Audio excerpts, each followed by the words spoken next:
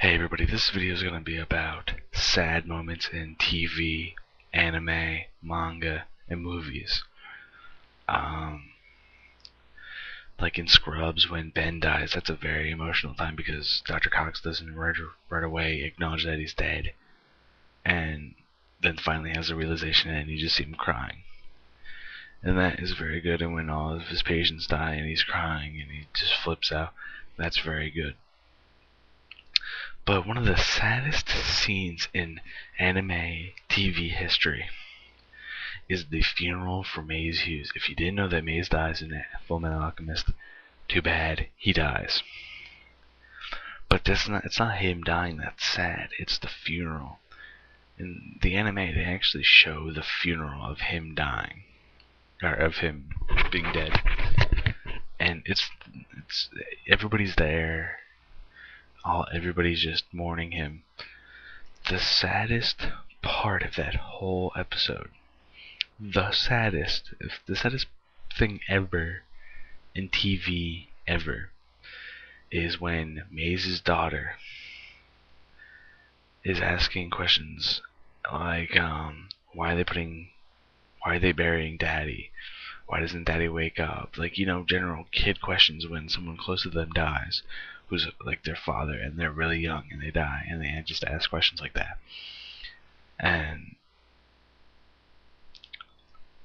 like, I'm getting goosebumps. I'm getting depressed right now just talking about it.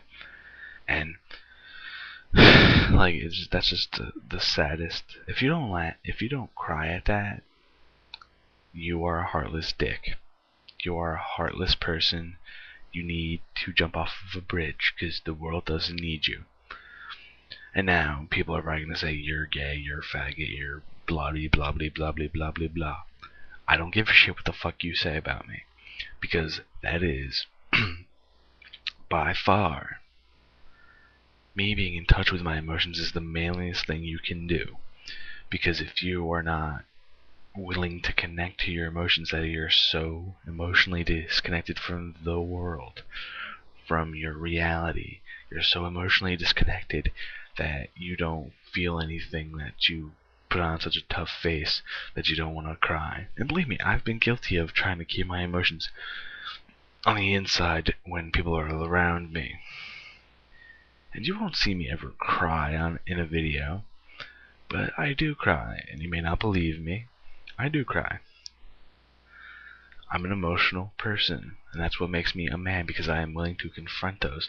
But believe me, I don't cry in front of people because I am worried about people's perception of me if I cry. And people tell me, don't worry, just cry.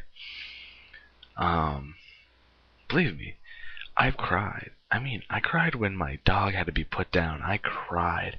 It was wet sobs. I was crying and shaking when she had to be put down. I was crying. Now, if you think any less of me as a human being or as a man because of that, fuck you, because I know guys who cry. It doesn't make them any less of a man. It doesn't. Because we are man enough to actually confront our emotions and not, we're not cowardly to cut off our feelings. We feel them. People I know are emotional. People like I know are hooked into their emotions.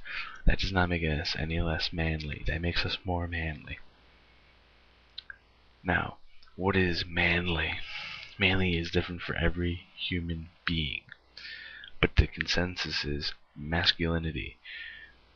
Throwing a football around, watching TV, getting into fights, things like that. Those are the stereotypical views of a man. What I am is someone who likes writing poetry, reading poetry, writing stories, listening to musicals, and I am still a man.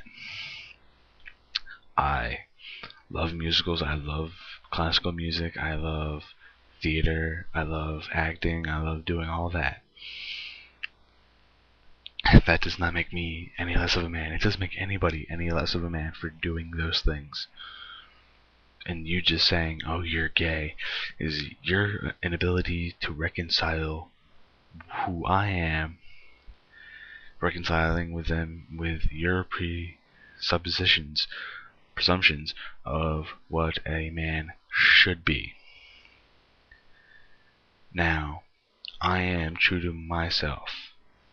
That's all that matters. I am true to myself. That's all that matters. I don't have to be true to you as my viewers. I don't have to be true to you with what I say or what I do. I don't have to be true to you. But I have to be true to my friends, and I have to be true to myself. Now, it doesn't make, and this is the stress thing, I can't stress this enough. If you are a man who listens to music, classical music, listens to musicals, show tunes, things like that, don't let anybody tell you that you're any less of a man. People say that those are gay traits. Maybe they are gay traits. It doesn't matter. They're not gay traits. They're everybody's traits. Just because of you make generalizations just because some people who are gay do those things. It doesn't mean it doesn't mean that being gay is wrong, and B, it doesn't mean that doing those activities makes you gay. Those are the two misconceptions. Now, when I first actually started doing acting stuff, it was sort of to meet girls, truth be told.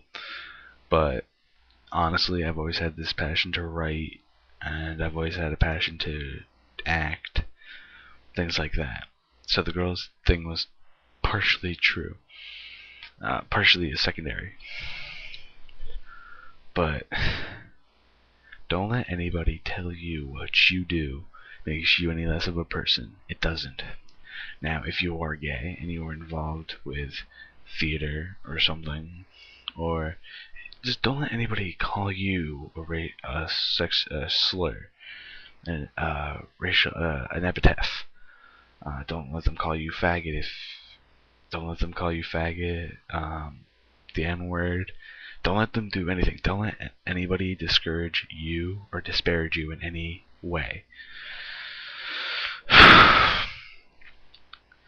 Don't let anybody tell you how to rule your life. It's your life.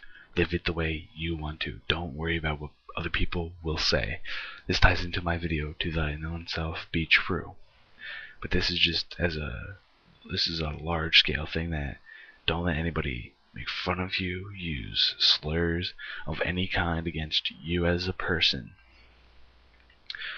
Rule your life and care about what you think, not what everybody else thinks. That's how I do things, and that's what really matters. What I think about myself, what you think about yourself. Now, what about what I think about you, or what you think about me? What really is important is what you think about you. Now, if someone does say something like that to you, punch them in the face. Peace out. Be that to thine own self. Be true. And peace out.